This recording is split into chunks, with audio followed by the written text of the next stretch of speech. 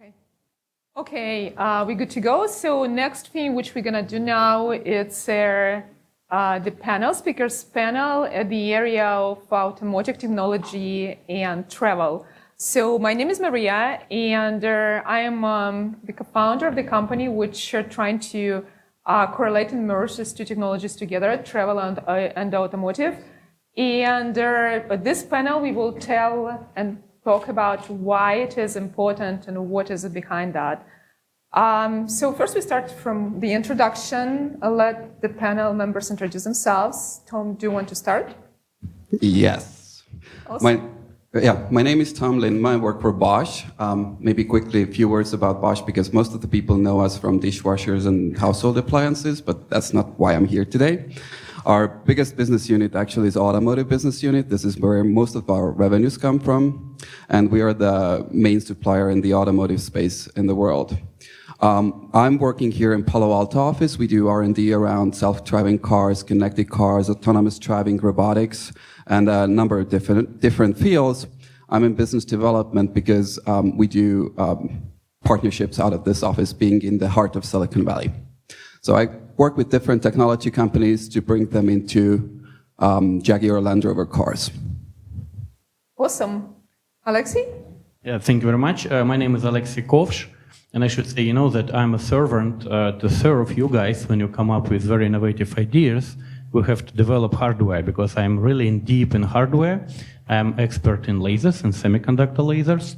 And now I work for the company which builds a very special type of lasers, so-called VCSEL or vertical cavity surface emitting lasers, which fits well for applications for 3D imaging and LiDARs, as well as gesture recognition to make infotainment system better for self-driving cars and overall driving cars. And our companies, we know each other with Bosch, even though we're much, much smaller yet. But with all these changes which are happening now in the industry and getting into connected cars to also, like what we built eyes and communication skills, not only like before for the internet semiconductor laser, you know, it's a base for internet because it connects computers, but now it's moving to the next market opportunity, and that's why for me it's very exciting to be here to see people for whom do we work for.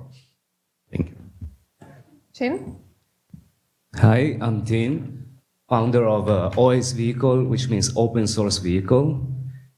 And we are a YC-backed company, and we provide a ready-to-use hardware platform for companies that want to build custom electric vehicles. So chassis, lithium batteries, electric motor, everything that makes a vehicle move. And companies develop on top of it very easily and fast their own custom electric vehicle. I have more than 10 years of experience in automotive industry.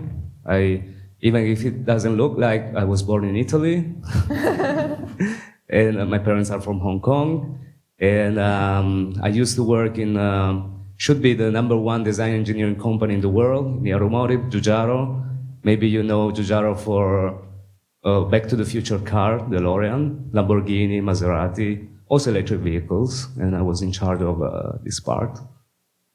So we are providing all our know-how and expertise now in open source, and companies can also put very easily their technology like self-driving, drive-by-wire, all this kind of stuff. Awesome. Ilter, do you want to continue? Yeah, I'm Ilter Canberk. I'm the CTO of Skurt. We are an on-demand car provider. So it's actually pretty simple. You book a car for n number of days, and we deliver the car to you. And when you're done, we take it back from you. It's as simple as that. And what is interesting about Skurt is that we actually don't own our own fleet. We get our cars from other fleet owners. So we are actually also like a platform for fleet owners to increase the utilization rates of their cars. And we believe in the decline of car ownership, which also has a lot of implications on the future of travel. And so we are working towards like towards a world where people don't actually own cars, but get car whenever they need it. Okay, awesome. So as everybody introduced themselves, now let's talk a little bit why we do have automotive panel while the conference is about travel. Before this panel, we talked mostly about airlines, hotels, personalization, some maybe VR experience.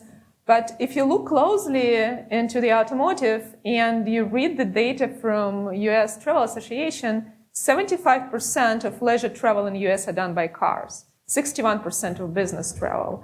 And apparently up to now, these two industries, I mean automotive and travel, are almost not connected. They connected very weakly, maybe in the area of rentals only. But automotive tech is rapidly developing, and we heard already the buzzwords like connected cars, self-driving cars, sharing economy, open source, alternative fuel. And the question is, will it influence the travel, and how it will influence the travel? I would say there is even no question it will, because, tremendous amount of people traveling by car, and they would do more with the self-driving because you now don't have to drive. And how it will result in travel is a big thing. First, let's start about the technologies, about these buzzwords. So we have here on the panel, people who work on the big companies, small companies, hardware companies, in the infotainment related to electric vehicles, self-driving, sharing economy.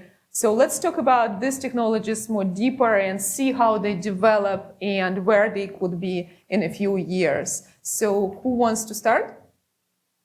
Maybe, okay, Tom. All right, I'll go. So what we do, it's a smartphone integration solution.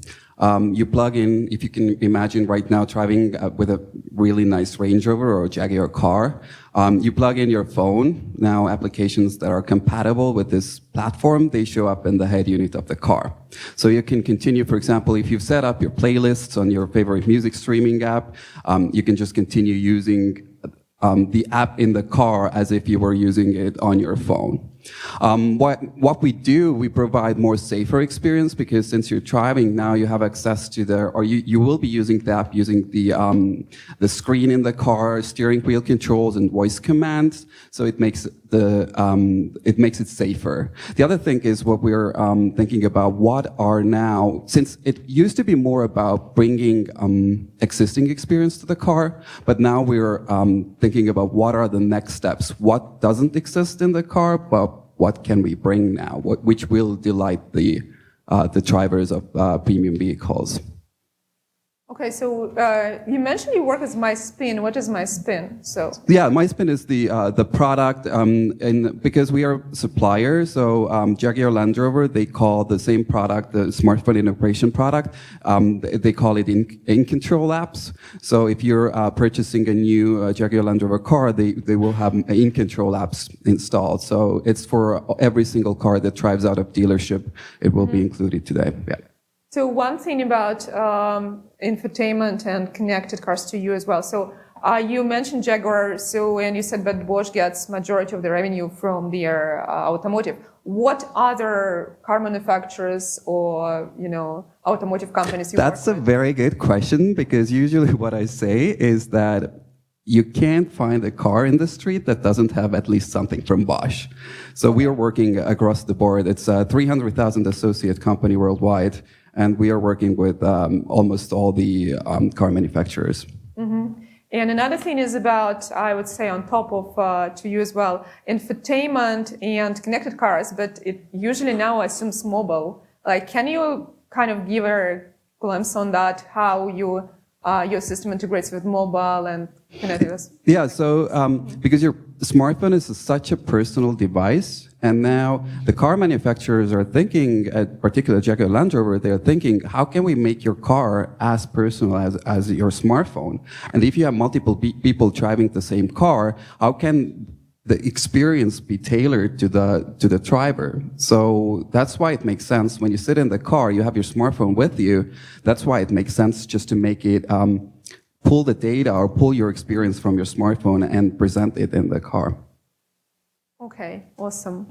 So let's move on. So another aspect of that, you talked about connected cars and infotainment. Another area which is developing in the cars is electric vehicles a lot. And I would say alternative fuels and electrical vehicles is a kind of not next step, but they're already here. So, and Can we talk a little bit about this technology, how it's developing? I think, Tim, you mentioned very interesting thing about open source model for electric vehicles. Do you want to talk about that? Oh, yeah. Actually, since working with traditional big car manufacturers, actually we see them like dinosaurs. They are super big, super powerful, but also very slow. So we don't. That's what I wanted to ask Tom. Why you guys so slow talking about innovations? Yeah. So actually, we believe that innovation is going super fast, and our objective is to help existing companies from other industries like travel, and also startups to enter into this market, the EV business, and innovate faster. So usually, some of these companies, actually our clients, try to contact Tesla or other big car manufacturers and say, hey, can you sell me your platform? I want to be your competitor. Usually they say no. So what is really missing is a ready-to-use hardware platform that saves you a lot of money and a lot of time. In the beginning, Tesla, when they started, they bought the platform from Lotus. They retrofitted it in electric, and they made the first model, the Roadster. Yeah. So what we do is provide this platform, and we decided to make it open source, and that's a quite crazy idea in the automotive because usually it's the opposite. They try to keep all the 3D source files very secretly. But this is something that we saw in other industries like electronics, software, hardware in general. This open source really helps to speed up the process. So companies download for free the source file from our website. They start working on the project using a 3D CAD software. And when they're ready, they can buy from us the hardware platform and develop the prototype in half the time and 1/6 the cost. So do you understand correctly that open source platform is a whole vehicle and you supply to them the chassis, or you also have collaborators who help you to develop the chassis or maybe provide their input to that? Okay, we provide... It's a really interesting model, like open source vehicle. Thank you. We provide a ready-to-use technology, so a set of hardware, electric motor, lithium batteries, everything that is set it, and companies, even IT companies or travel companies that they don't have any know-how in the automotive, they can start working on their vehicle. Okay?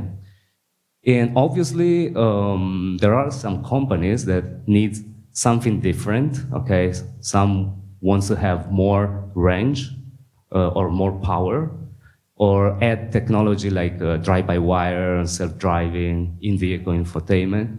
And this is something also, obviously, complete vehicles, so exterior body and interiors. And so this is something that we provide as a service. Okay, so everything that is not provided at the first stage, we provide it as a service. So we enable a lot of custom vehicles. Okay. So when you mentioned also, like you work also with the companies who put their efforts in the self-driving, this is very interesting because it's now complex and even big car manufacturers didn't tackle it, fully. Like, what do you do in there? Actually, we don't want to be another Tesla or another Toyota or GM. Usually, they have a very traditional, even Tesla, a traditional and vertical approach. They try to internalize everything, like self-driving technology, even battery technology. Since in these two spaces, for example, we have a lot of new upcoming technologies. We want to be more horizontal, and we made this platform modular. It's like some media define as the IKEA car, or the Google Project Ara for electric vehicle. Oh yeah, it's good analogy, I think, it's modular approach. Someone defined as like the WordPress, so the core technology, and companies develop modules or plugins on top of it. And actually, this is what we are doing. So we are very connected with other companies with a very specific technology like self-driving. And their technology can be easily embedded in our platform, and we can provide ready-to-use hardware platform for companies for making self-driving vehicles, for example. In self-driving vehicles, for example, the one from Google, it's, let's say, pretty basic in a way, and when it's heavy snowing or heavy raining, it doesn't work very well. And there are other companies that are more precise technology, more expensive in some cases, but actually the thing is that there are different technology, okay? So we want to help companies to find the right technology and embed it faster. Okay, thank you. So as soon as we started on the self-driving vehicles, so technology enabling is like LiDARs, 3D vision, cameras, etc. And we all waiting like when Google vehicles would be on the road, when Tesla would do it, or the other car manufacturers. So Alexey, you work very closely with this technology. Do you want to talk about that? What is behind that? And when finally we will see the vehicles on the roads? Yeah. So like from scientific point of view, you know, everything have been developed. So today we don't expect any breakthrough because there is no way to invent some like, you know, gravitation waves like it was done recently in our field. In microelectronics, all basic principles have been developed. In lasers, in diode lasers, optoelectronics, the same. Like I believe also in material science, everything exists. So the world possesses the whole, you know, platform of technologies which are available. And my understanding that those who will utilize it in the most efficient way in time and also in efforts to be spent, they will be the winner. So the question, of course, that now you can see it, like before development and science, people were very narrow focused. No, first, of course, in the beginning of 20th century, there was a wide field of physics, right? Some people get Nobel Prize for like inventing something which looks simple today. So, but then world moved into, you know, a very, very specific areas. Like if you work in laboratory in Stanford, you even don't know what people from other room is doing. So now there is a demand for people, and I would say like tech entrepreneurs and visionaries who will understand and will catch fast how to combine existing blocks of technology and how to implement them. We work with companies like Bosch and with many others, and I tell you, everyone has different approach, everyone has different thinking, and then the winner will be that who will be fastest to take those bricks and give us the correct technical requirements for developers like us, who is developing components, who will have this very highly integrated view. So the question when, like I like the speech, I forgot the name, the guy from Google, he said, you know, traditional company manufacturers, they wake up every morning and try jump a little bit higher, like maybe 1 inch higher than yesterday, but they will never jump like 1 meter up. And what we try to do, we want to jump immediately to the next level and bypass this, like what Tesla is doing, and just go into really self-driving cars. Now the question, because it also touches our technology, whether self-driving cars will be implemented, because people are talking about 10 million of self-driving cars on roads by 2020. So for us, it's a huge market, and for other LiDARs makers. And not everybody, by the way, believes in LiDARs. Like Elon Musk, he claims that I don't need LiDARs, I will use a ref and stereoscopic video, but his engineers don't think so. Anyway, so there is still competition, and again, who will be in it, he will be the winner. So now the question, how fast self-driving cars will come to the road in a real, like a real day-to-day life. The question is whether people will try to jump immediately to real self-driving cars or implement stepwise, you know, functions. Like you mentioned that during fog and night, like LiDARs don't work very well, or if you go to high speed, your reach has to be very longer when you touch another object and make the screen to get that 3D picture to make a command for the car how to maneuver. So, and it sets certain limits for those technologies we are developing. And this I don't understand. So I'm really in a like low level of developing atom to atom quantum mechanics to make laser works. But I think there is a fork here. So either it will go that people will try to build real self-driving cars, or they will try to implement it step by step. Kind of evolutionary approach, and whether big guys will jump on the game or not, or only those who have a lot of piles of cash, like Apple or Google, they will push it and will smash away all others, and others like Google people were saying in that presentation, other manufacturers will be our, fabs. They will build cars for us, which might happen. But I tell you, there is no limit for imaginations. Like we have one project with a Japanese car maker. They want to charge electrical cars with lasers. So basically, a car goes to gas station, and you don't have to get out to put your wall plug inside of your car. You just push the button, then gun of lasers come up and charge your batteries, transferring the energy by light. Again, so many bricks, and okay, let's see who will be the winner.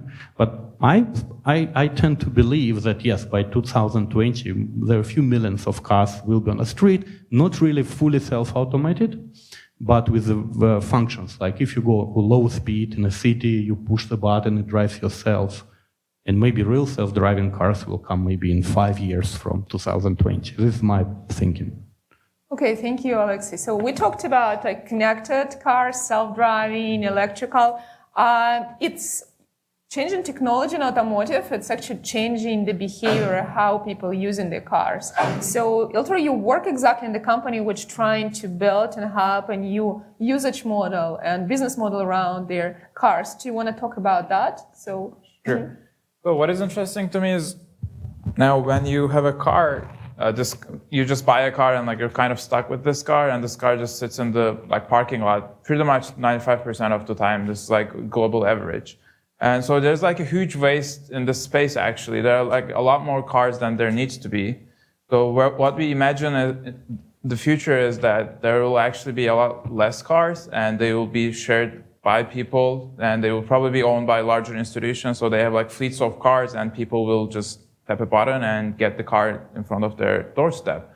So that's the future that we are sort of imagining and working for. And all these technologies, obviously, to be able to achieve this is like a big logistical challenge that right now we are tackling. And right now, agents who are the drivers that sort of bring these cars around. But in the future, when the cars are more connected, when there are driverless cars, this actually logistical problem will be a lot more easier. And if we do our job right, actually in the future, we will have a lot less cars, like 30% of the cars that we have right now. So it will actually also be easier for these cars to navigate around. Like most of these challenges that the driverless cars have right now are actually related to being in an environment where there's non-deterministic behavior. There are like other drivers around.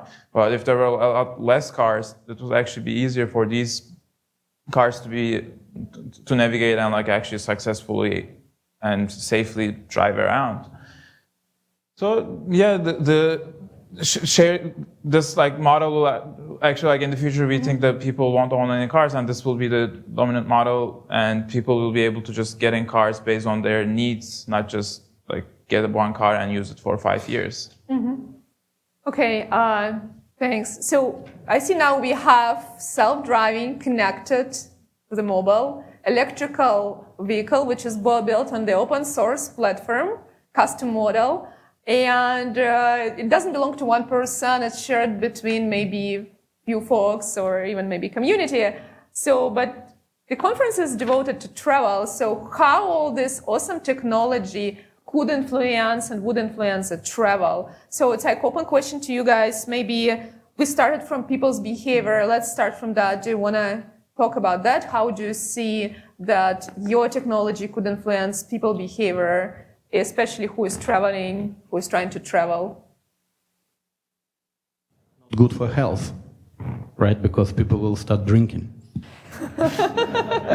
Okay, any other ideas? Should I start? Yes, go. And so, as I said, like once you buy a car right now, let's say you bought a like SUV because you like a camping trip, so you can drive your SUV to camping. But if you're also going to the beach, you need to drive the same car. Or if you're going to grocery shopping, you still need to drive the same car. But if there was actually a possibility of getting a car per situation, that would be a lot better. Like if you're going to a beach, you can actually get a convertible car for the day.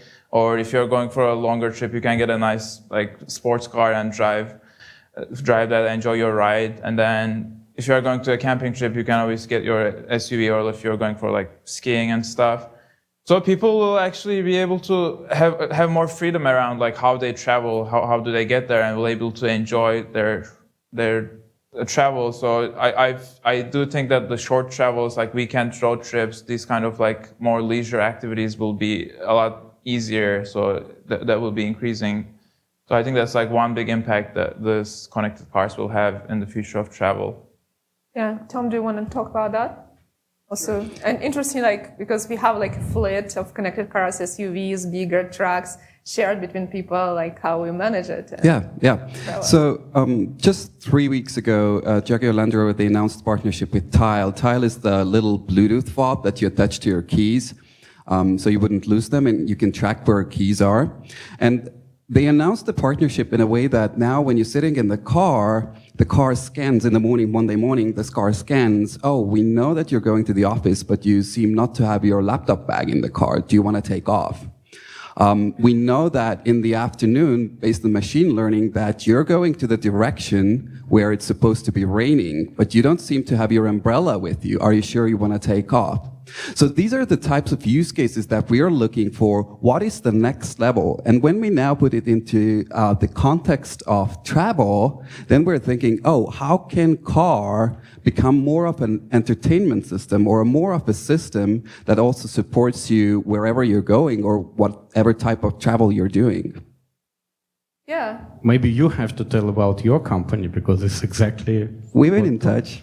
Yes. No, but because it's exactly what will answer your question pretty well, what you're doing. Well, yeah, kind of. So I think it's exactly the thinking what Tom voiced out and Ilter is when we have this technology developed, people will start, to my mind, to use the vehicles more. And question is, not only day-to-day utility case, shops, or work, but you can now more openly go for weekend trips, for longer trips. You can skip airlines.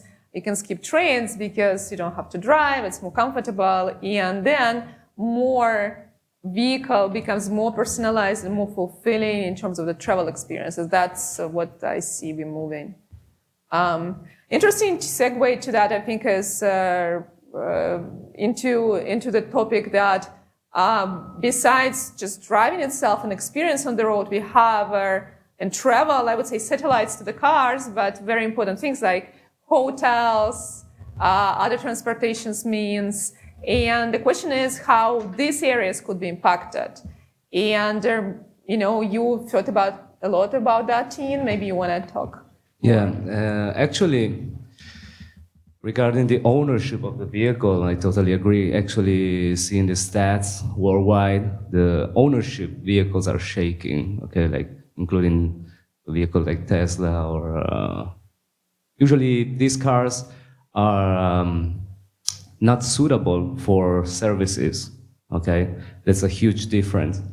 If you think about ownership cars, you think about Tesla, Ferrari, Lamborghini, beautiful cars that you see and say, I want to own it.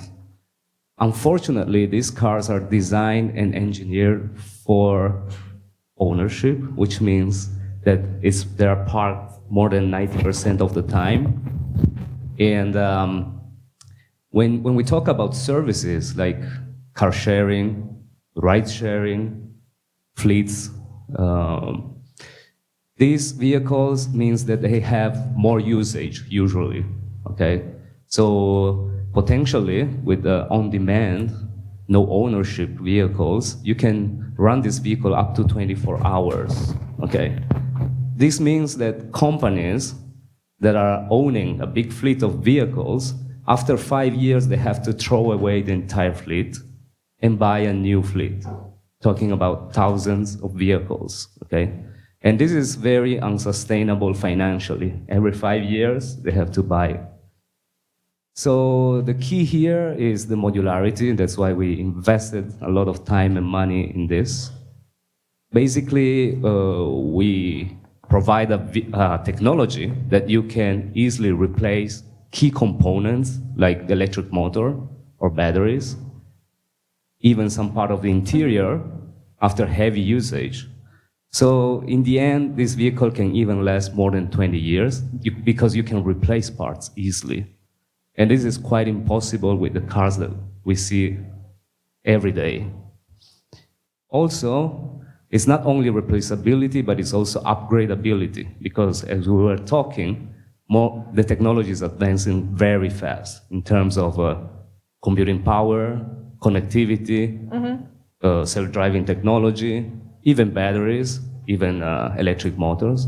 So instead of throwing away the entire vehicle, you can upgrade it. It's like a PC.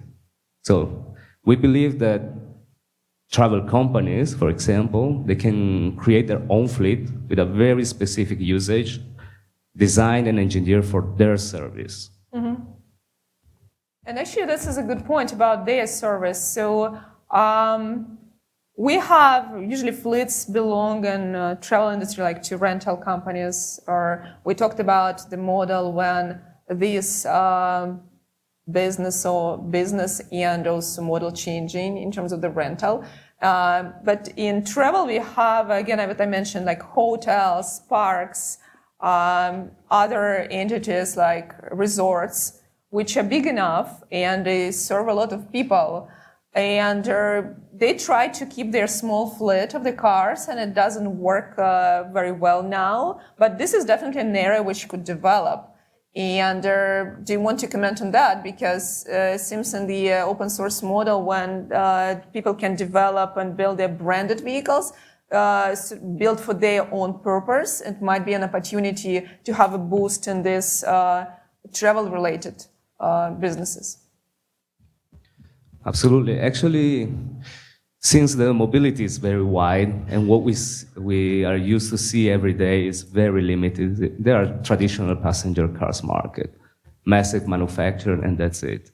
Mobility is something very wide, and I think we will see a lot of innovation coming from other industries faster than waiting the dinosaurs. And regarding for example, hotel chains, they can own their own fleet of vehicle that is more sustainable in the mid and long term. They can even embrace new technology like context-aware or self-driving, GPS tour, so they can create different business model.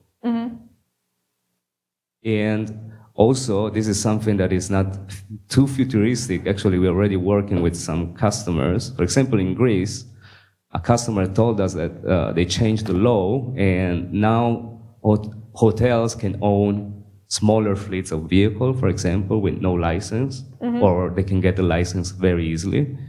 And they can provide accommodation and a vehicle for their customers very easily.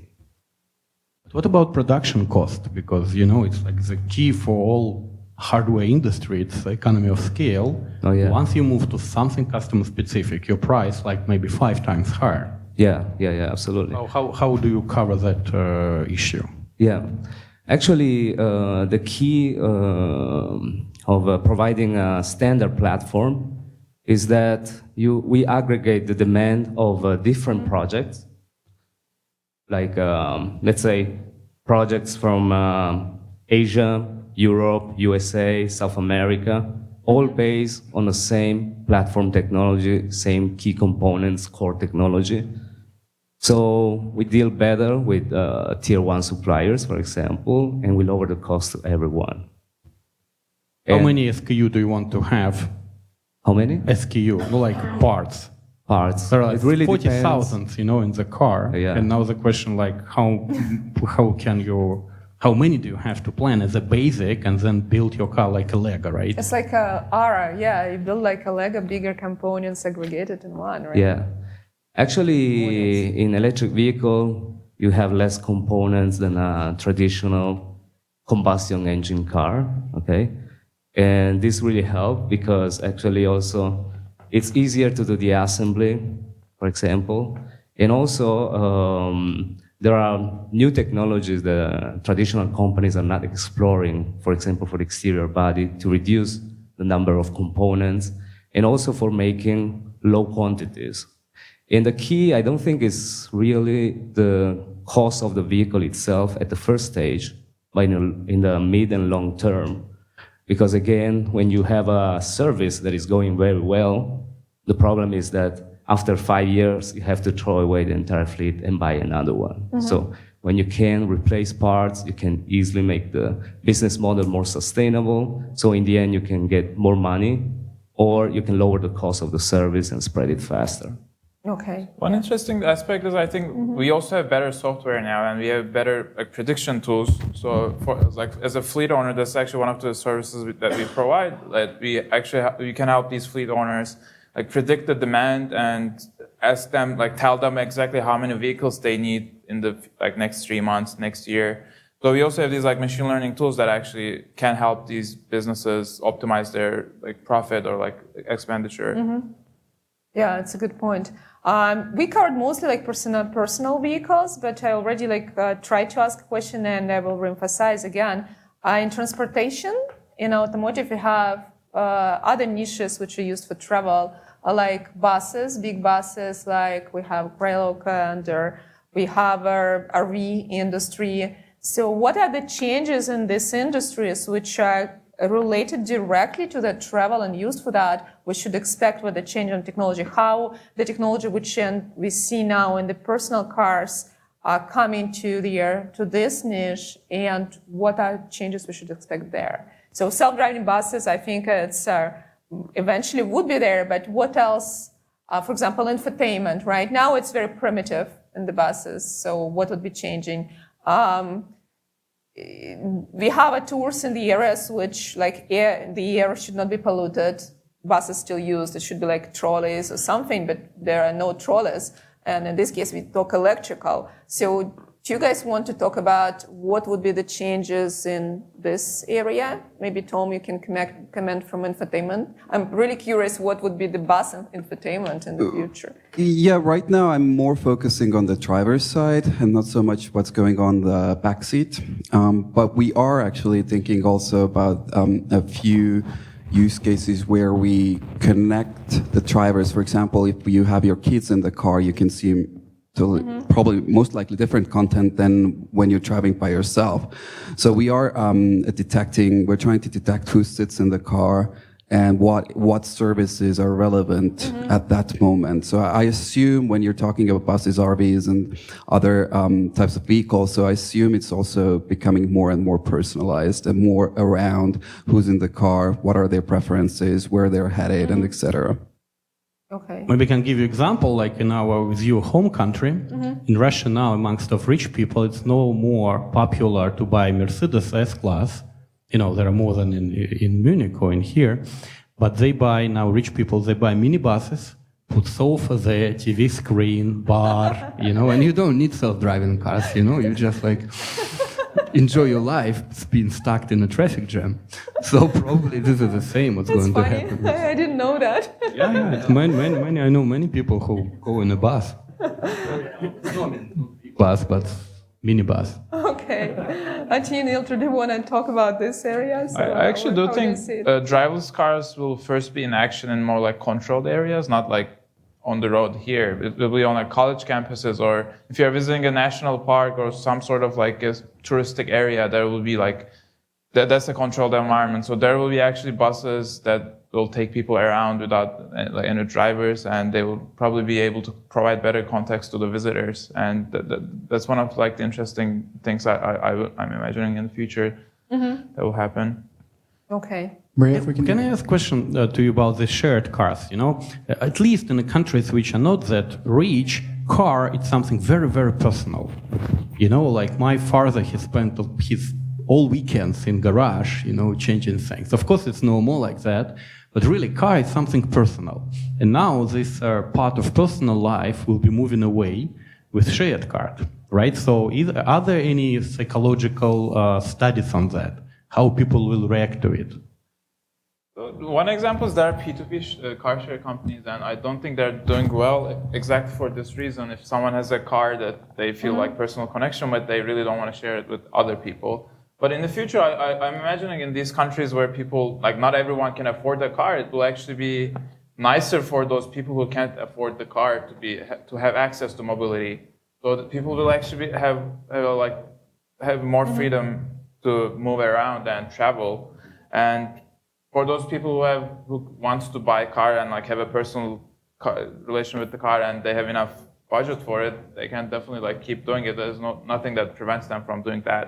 But I do think this model will actually be nice for those countries. It will actually work better there.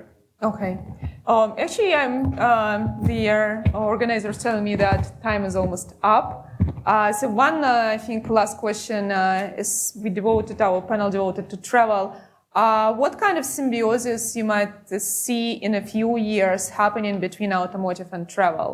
And now, like we mentioned, is pretty not very much connected, but it should happen, right? We in connected world is developing. What are the major breakthrough which could come from both industries and bring a new technology, new usage, new behavior to the people? So I encourage anybody who's here to just, if there are ideas what to bring in the car, just come talk to me because I'm looking for those ideas as well. Awesome. Awesome answer. You guys? No, I have simple answer like Roadgazer, the company you started. Okay, nice. So it connects, both industries. Okay. You guys? I think context aware, so companies can have a better connection with local businesses and create new business models. So basically, when a passenger is going from A to B, can be suggested to go to a restaurant or see a monument or go to a museum. And also with self-driving, we can think about, let's say, self-driving GPS tour of the city. And so a lot of people will lose their job and something like this. And yeah, that's pretty much, I think. Yeah. I do think if there are driverless cars around, it will take out a lot of the traffic. So the most of the hassle of driving will not be there, and you also won't be driving. So the journey will be more like you just get in an elevator and like you end up in your destination. So people will be taking more trips. Obviously, I think that's the biggest impact on the travel. So it's going to be like a much nicer experience to go somewhere in a car. Yeah. Generally. Okay, awesome. Thank you, everyone. Do you have time for questions? Yeah, so we're going to take a 45-minute break, but anyone who wants to stay and ask questions or hang out for the Q&A, you're welcome to. We'll regroup here at 1 o'clock, so we have time for a few questions, as long as the panel is willing to answer. Okay. First question. As I was listening to your presentation, I kept thinking, is there a car rental concept for electric cars or cars that are inspirational and aspirational? Because this on-demand service seems to be coming up more and more, and you have Silver Car that just does Audi, and it's delivery on demand. But I think that car rentals tend to be more of a necessity, and they're generally the least interesting part of the travel experience. Yeah. And so much, you were talking about hotel fleets, you have an offer to get picked up in a Rolls Royce, or the Peninsula in Chicago uses Mini Coopers, and they try to create interest around the vehicles used.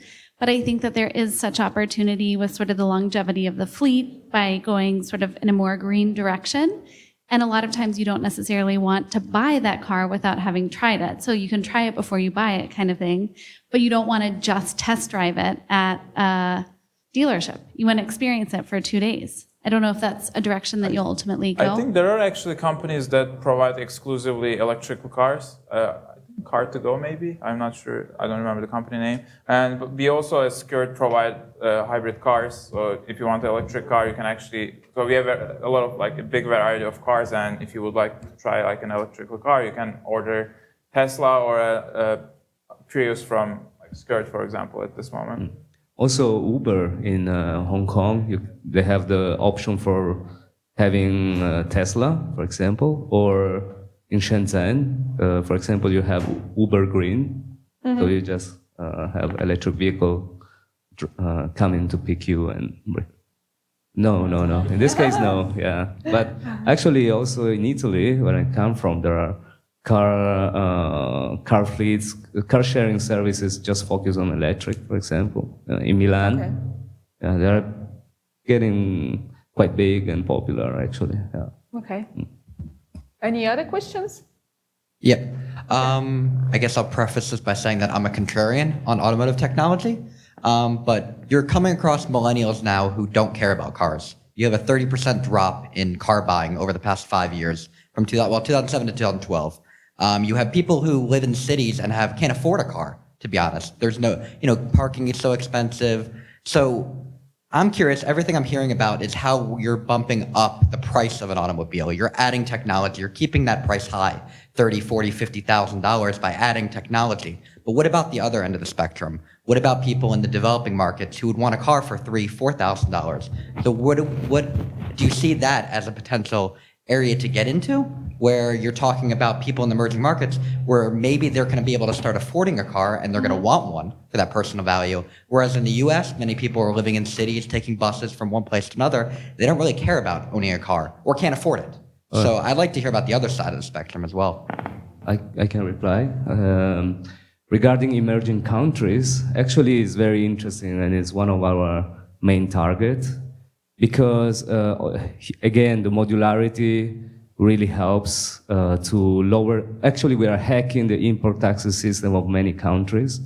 Because when you import complete vehicles in Kenya, for example, 75%.